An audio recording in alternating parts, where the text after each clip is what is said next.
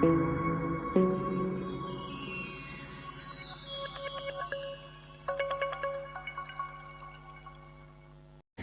sedang yelap election UR10.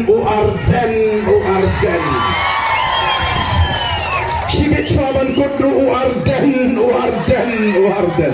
Ngatrai kini kiwai ki parti, dak kini kiwai kandidat kila si rumah Arden baik berosi kenai mentah for election.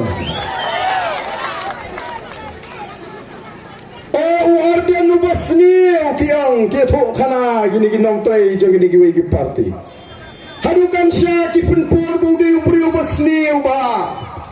Kami tanggata Kim Hon menonton basniu, kiang sudah basniu priu.